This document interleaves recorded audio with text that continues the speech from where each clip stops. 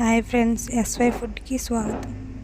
మనం ఈరోజు అమ్మమ్మ నాన్నమ్మల కాలంలో ఎలా పసుపు తయారు చేసుకునేవారో చూద్దాం. ముందు మనం పసుపు కొమ్ములు తెచ్చుకొని శుభ్రంగా కడుక్కొని నైట్ మొత్తం నానబెట్టుకోవాలి. ఉదయాన్నే వాటిని తీసేసి పసుపు కొమ్ములను రోట్లో వేసి కచ్చాపచ్చాగా దంచుకోవాలి. చూసారా ఫ్రెండ్స్, ఇలా దంచుకున్న వాటిని మనం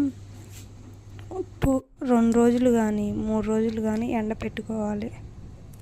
ఎండపెట్టుకున్నాక ఇలా విరిస్తే విరిగిపోయి ఉన్నట్టు ఉండాలి. అప్పుడు మనకి పసుపు చాలా బాగా వస్తుంది. ఇలా మిక్సీ జార్లో వేసుకొని బాగా మిక్సీ పట్టుకోవాలి. బాగా మిక్సీ పట్టుకుంటే బాగా అనిపిస్తుంది. పసుపు బాగా మెత్తగా వచ్చే జల్లెడలో వేసి మనం జల్లెడ పట్టేస్తే ఇలా వస్తుంది పసుపు అనేది.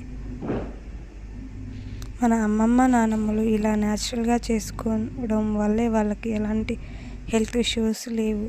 మనం బయట ప్రోడక్ట్ని కొనుక్కొని వాటిల్లో కలిపే కెమికల్స్ వల్ల మనకి మతిమరుపు అనేది వస్తుంది.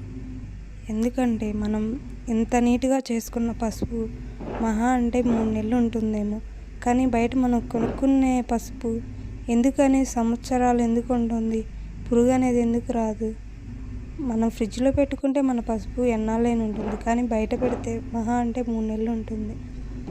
బయట కొనుక్కునే పసుపులో కలిపే కెమికల్స్ వల్ల మనకి మతిమరుపు అనేది వస్తుంది. మనం పసుపే కాదు, మనం కొనుక్కునే కారం, మసాలాలు, గోధుమ పిండి, మైదా పిండి, ఇలా ప్రతి దాంట్లో కెమికల్ కలుస్తుంది. దానివల్ల మనకు సైడ్ ఎఫెక్ట్స్ వస్తుంది. అందువల్ల మనం ఇంట్లోనే తయారు చేసుకోవడం లేదా ఆన్లైన్లో న్యాచురల్గా తయారు చేసేవారు కూడా